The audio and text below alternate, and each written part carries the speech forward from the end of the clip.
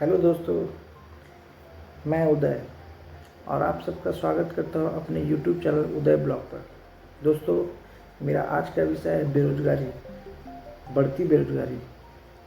तो जो लोग मेरे चैनल पर नए आए वो मेरे चैनल को सब्सक्राइब कर दें और बेल आइकन को भी दबा दें, जिससे आने वाली मेरी सारी वीडियो का नोटिफिकेशन आप सबको मिल सके। हो सके तो दोस्तों एक लाइक और कमेंट भी ज़रूर करें, इससे बड़ी हिम्मत मिलती है। वीडियो को शेयर भी ज़रूर करें। तो चलिए वीडियो शुरू करते हैं। दोस्तों, बढ़ती बेरोजगारी देश की प्रगति में बहुत बड़ा बाधक है। इसे समय रहते ना रोका जाए तो यह एक गंभीर बीमारी का रूप ले लेगी। बढ़ती बेरोजगारी पे मैं आज 4 बिंदुओं पर बात करूंगा। बेरोजगारी क्या है, बेरोजगारी बढ़ने के मुख्य कारण क्या है, बेरोजगारी बढ़ने से देश पर क्या असर होगा और बेरोजगारी को कैसे कम किया जा सकता है।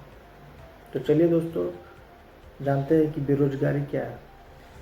बेरोजगारी एक ऐसी दशा है जिसमें कोई व्यक्ति या पर्सन काम करने के लिए इच्छुक हो, योग्य हो और सक्षम भी हो, लेकिन उसे काम ना मिले, ऐसी अवस्था को बेरोजगारी कहते हैं। और जिस व्यक्ति या पर्सन को काम ना मिले वह बेरोजगार कहलाता है। बेरोजगारी बढ़ने के सबसे मुख्य कारण है जनसंख्या वृद्धि। हाँ दोस्तों, जनसंख्या वृद्धि बेरोजगारी बढ़ने का सबसे प्रमुख कारण में से एक है।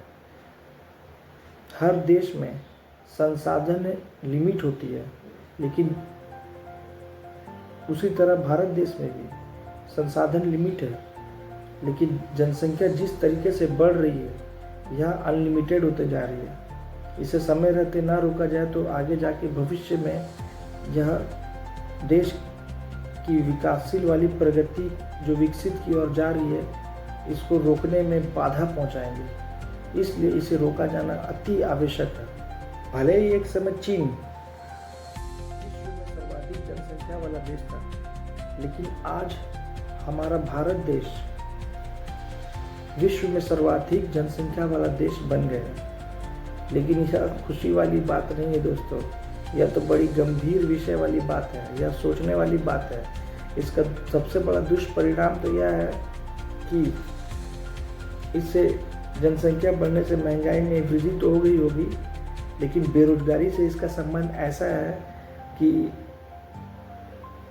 किसी भी कंपनी, किसी भी सेक्टर हो, चाहे वो प्राइवेट सेक्टर हो या गवर्नमेंट सेक्टर हो, 1 लाख वैकेंसी निकलती है तो 80 से 90 लाख लोग उम्मीदवार खड़े हो जाते हैं उस वैकेंसी की एग्ज़ाम के लिए।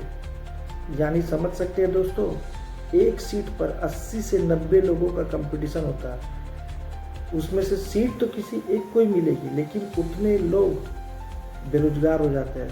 यह बेरोजगारी की समस्या को जन्म देती है।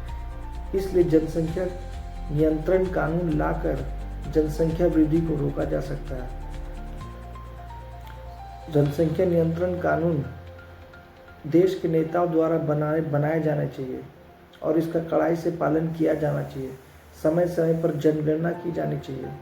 अब जो नागरिक जनसंख्या नियंत्रण कानून को तोड़े या उसका नियम का अवहेलना करे, वैसे लोगों को हर सरकारी योजनाओं से मुक्त कर दिया जाना चाहिए, विमुक्त कर दिया जाना चाहिए। उन्हें उसका लाभ नहीं मिलना चाहिए। दूसरा सबसे मुख्य कारण पुरानी शिक्षा प्रणाली पद्धति है। हमारे एजुकेशन सिस्टम की भारी कमी है दोस्तों। देश में हमारी पुरानी शिक्षा प्रणाली पद्धति को अपडेट करने की आवश्यकता है। आज की शिक्षा जो स्टूडेंट लोगों को मिल रही है स्कूल और कॉलेजों द्वारा, वह केवल किताबें पढ़कर डिग्रियां लाने, पास होने, मार्क्स लाने यहीं तक सीमित हो गई है और कोई भी स्किल डेवलपमेंट की बात नहीं करता।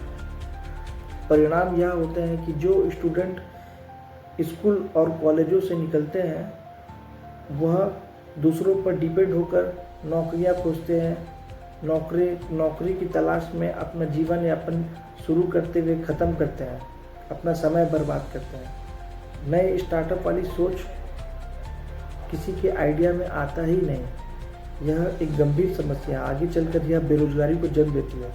जबकि होना यह चाहिए दोस्तों कि हर स्कूल और कॉलेजों में डिग्रियां के साथ साथ स्किल डेवलपमेंट और फाइनेंस एजुकेशन का भी ज्ञान दिया जाना चाहिए, ताकि बच्चे स्किल डेवलपमेंट में अपने पसंद का स्किल सीखकर हुनरवान बन सकें और आत्मनिर्भर बन सकें। आगे चलकर यही चीज़ उन्हें आत्मनिर्भर बनने में मदद करेंगी। दूसरा, फाइनेंस एजुकेशन। फाइनेंस एजुकेशन भी आज हर बच्चे को दिया जाना काफ़ी ज़रूरत है दोस्तों। कोई भी बच्चा शिक्षित इसलिए होता है कि आगे चलकर वह अपना रोजगार संभाल सके, भरण पोषण कर सके, परिवार पाल सके, जिसके लिए उसे पैसा कमाने की ज़रूरत होती है। लेकिन यदि अगर पैसा का महत्व ही वह ना जाने, वह पैसा कैसे संभालना है, पैसा का नियम को ही ना जान सके, तो वैसी पढ़ाई उसके जीवन को कभी पूर्ण नहीं कर पाएगी जिसमें फाइनेंस एजुकेशन ना शामिल हो। इसलिए फाइनेंस एजुकेशन को पढ़ाया जाना स्कूल कॉलेजों में बड़ी ज़रूरत है दोस्तों। भले ही एक उम्र के बाद पढ़ाया जाए, लेकिन ज़रूर उसका कुछ तो ज्ञान कम से कम देना ही चाहिए दोस्तों। फाइनेंस एजुकेशन में बच्चे कम से कम यह तो समझ पाएंगे कि लाइबिलिटीज़ किसे कहते हैं, एसेट्स किसे कहते हैं, रिस्क लेना क्या होता है, सेविंग किसे कहते हैं। आगे चलकर यह एजुकेशन हमारे देश में प्रोत्साहित करेगी एंटरप्रेन्योर को, बिजनेसमैन को, बिजनेस करने को, नए नए स्टार्टअप पैदा करने को, नए नए रोजगार पैदा करने को। हर बच्चे बच्चियों को बिजनेसमैन, जैसे आप धीरू भाई अंबानी जी, जे.आर.डी. टाटा जी, रतन टाटा जी और भी कई ऐसे लोग हैं, महान बिजनेसमैन हैं जो नए स्टार्टअप से अपने बिजनेस को शुरू किए थे और आज वो शिखर पर है। ऐसे लोगों की जीवनी हमारे देश के बच्चों को पढ़ाई जानी चाहिए। जिस तरह मुख्य कारण बेरोजगारी बढ़ने का है दोस्तों, हर क्षेत्र में मशीनीकरण का इस्तेमाल किया जा रहा है। हर क्षेत्र में। मैं ये नहीं कहता कि मशीनीकरण का इस्तेमाल नहीं किया जाना चाहिए, अवश्य किया जाना चाहिए। इससे समय की बचत होती है, रिस्क कम होता है, कार्य जल्दी होता है, उत्पादन में बढ़ोतरी होती है। लेकिन इसके कुछ दुष्परिणाम भी होते हैं। दुष्परिणाम यह है दोस्तों कि मैनुअल किया जाने वाला काम मैकेनाइज्ड हो चुका है और जिससे जो काम पहले 10 लोग किया करते थे, वह काम आज 1 से 2 लोगों में सिमट कर रह गया है। यह भी बेरोजगारी को जन्म देती है। चौथा मुख्य कारण है दोस्तों, देश की युवा शक्ति की सोच। आज देश के युवा सरकारी नौकरियां या प्राइवेट नौकरियां तक वाली ही सोच में सिमट कर रह गई है। अधिकतर लोग लाइफ में स्टेबिलिटी के कारण सरकारी नौकरियां की ओर आकर्षित होती है,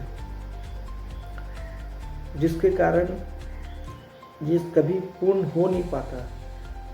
दोस्तों, नौकरियां तो लिमिटेड होती है, लेकिन मालिक बनने वाली सोच को लाना होगा और नए नए स्टार्टअप की ओर ध्यान देना होगा। उन्हें यह समझना होगा कि नौकरियां कोई अगर कर रहा है तो यानी जरूर कोई बिजनेस कर रहा है, तभी उसके अंतर्गत कोई नौकरियां करता है दोस्तों। इसलिए नौकरियां से नौकरी पैदा होता है। मैंने और एक एंटरप्रेन्योर का भी बात सुना है। एक अच्छे सोच यही है कि बड़ा नौकर बनने से अच्छा एक छोटा मालिक बना जाए। पांचवा मुख्य कारण है दोस्तों बेरोजगारी बढ़ने का, कि हमारे देश के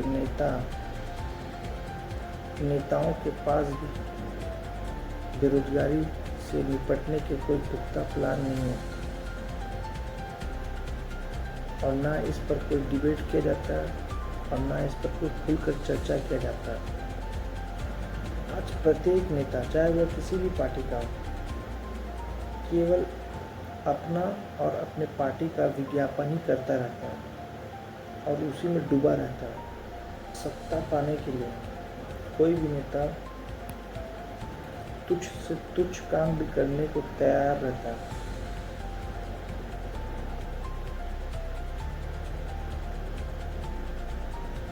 दूसरे पक्ष के नेताओं को कैसे नीचा दिखाना है, यह कोई देश के नेता आकर हमारे देश के नेता से सीखे। खुद को कैसे बेहतर बनाया जाए, इस पर कोई विचार नहीं करता, केवल दूसरों की टांग खींचने में लगा रहता है। हमारे देश के क्रांतिकारी नेता जैसे भगत सिंह, सुखदेव, राजगुरु, उनकी आज इच्छा शक्ति ना होती तो क्या आज हमारा देश आज़ाद हो पाता? नहीं हो पाता। पहले के क्रांतिकारी नेता हो चाहे कोई भी नेता, उनमें इच्छा शक्ति की मात्रा प्रबल होती थी, जो इच्छा शक्ति आज के नेताओं में घटती दिखती है। आगे बढ़ने का छठा मुख्य कारण देश का नागरिक स्वयं है, जो समय का महत्व और मांग को जानने से पहले विफल हो जाती है। उदाहरण, पहले लोग मैनुअल रिक्शा में चलते थे, जो पैडल मार मार कर बड़ी तकलीफ से धीरे धीरे मुसाफिर को मंजिल तक पहुंचाते थे।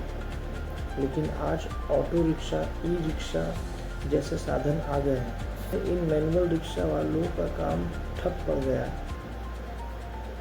आज समय की मांग नए नए स्किल सीखने से, जो पब्लिकली डिमांड हो, ना कि मोबाइल पर, टीवी पर फालतू के समय बर्बाद करने से। लोगों की ज़रूरत देखते हुए युवा पीढ़ी को ऐसी दिशा में काम सीखना और करना चाहिए जिससे वह आत्मनिर्भर बन सके। दोस्तों, बेरोजगारी देश में बढ़ने से गरीबी बढ़ेगी, शिक्षा दर घटेगी, जीडीपी रेट घटेगा और देश की अर्थव्यवस्था पर बुरा असर पड़ेगा।